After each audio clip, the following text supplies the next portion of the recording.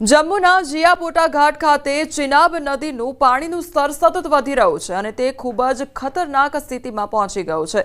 નદીનું પાણીનું સ્તર લગભગ 46 ફૂટ સુધી પહોંચી ગયું છે। તેની મહત્તમ સપાટી 43 ફૂટ હતી, જેને ચિનાબ નદી પહેલાથી જ ઓળંગી ચૂકી છે। પાણીના ઝડપી પ્રવાહને કારણે પરિસ્થિતિ વધુ ગંભીર બની છે, તો વહીવટીતંત્રે લોકોને નદી કિનારે ન જવા અને ખૂબ જ સાવધાની રાખવાની અપીલ કરી છે। આસપાસના વિસ્તારોમાં એલર્ટ જારી કરવામાં આવ્યું છે, જેથી કોઈપણ પ્રકારની અનિચ્છનીય ઘટના ટાળી શકાય। જમ્મુ કાશ્મીરના કઠુઆ જિલ્લામાં સતત વરસાદથી પરિસ્થિતિ ખૂબ જ ગંભીર બની ગઈ છે। રાવી નદીમાં પૂર આવ્યું છે અને તેનું પાણીનું સ્તર ભયજનક સપાટીથી ઉપર વહી રહ્યું છે। છલકાતા રાવી નદીના આવા ચિત્રો ભાગ્યે જ પહેલા જોવા મળ્યા હશે। આ એક્સક્લુઝિવ ચિત્રોમાં સ્પષ્ટપણે જોઈ શકાય છે કે રાવી નદી કેવી રીતે વિકરાળ સ્વરૂપમાં વહી રહી છે। નદીનો ઝડપી પ્રવાહ આસપાસના વિસ્તારો માટે ખતરો બની ગયો છે। પરિસ્થિતિ એટલી વણસી ગઈ છે કે રાવી નજીક આવેલી સીઆરપીએફ કંપનીમાં પણ પાણી ઘૂસી ગયું છે।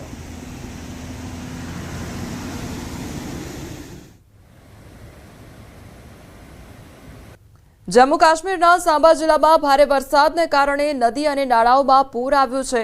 દેવક અને બસાંતર તેમજ નદીઓ જોખમી નિશાન પર વહી રહી છે અને પોલીસે સાંબામાં જૂના સાંબા કઠુઆ રોડ પર રસ્તો બંધ કરી દીધો છે।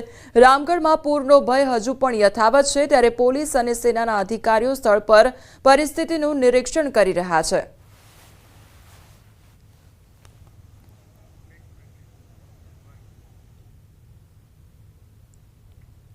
જમ્મુ કાશ્મીરમાં વરસાદે ભારે તારાજી સર્જી છે। આરએસપુરા, મીરા સાહિબ મોડી રાતથી સતત વરસાદને કારણે ઇન્દ્રનગર બલેલ ડ્રેન વિસ્તારમાં પાણીનું સ્તર ખતરનાક રીતે વધી રહ્યું છે અને પરિસ્થિતિની ગંભીરતાને જોતા વહીવટીતંત્રે સલામતી માટે પુલની બંને બાજુથી વાહન વ્યવહાર સંપૂર્ણપણે બંધ કરી દીધો છે। એવું કહેવામાં આવી રહ્યું છે કે પાણીનું સ્તર ભયજનક સપાટીથી ઉપર પહોંચી ગયું હતું, જેના કારણે વહીવટીતંત્રે આ પગલું ભરવું પડ્યું છે। અધિકારીઓએ લોકોને સલામત સ્થળોએ રહેવા અને બિનજરૂરી રીતે પુલ કે ડ્રેનની નજીક ન જવાની સતત અપીલ કરી છે।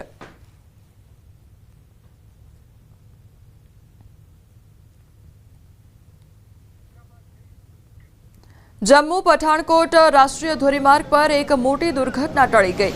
સાંબા જિલ્લાના વિજયપુર વિસ્તારમાં દેવક નદી પર બનેલા પુલનો એક થાંભલો તૂટી પડ્યો, જેના કારણે વહીવટીતંત્રે તાત્કાલિક હાઈવે પરનો ટ્રાફિક સંપૂર્ણપણે બંધ કરી દીધો। ઘણા વાહનો કલાકો સુધી ફસાયેલા રહ્યા। પરિસ્થિતિ જોઈને વહીવટીતંત્ર અને પોલીસે વૈકલ્પિક વ્યવસ્થા કરી અને લગભગ 4 કલાક પછી દિલ્હી અમૃતસર કટરા એક્સપ્રેસ વે પર બનેલા નવા પુલ પરથી વાહન વ્યવહાર ખુલ્લો કરવામાં આવ્યો। હાલમાં હાઈવે પર ટ્રાફિક ધીમે ધીમે સામાન્ય થઈ રહ્યો છે, પરંતુ પુલનું ટેકનિકલ નિરીક્ષણ ન થાય ત્યાં સુધી જૂનો પુલ બંધ રહેશે।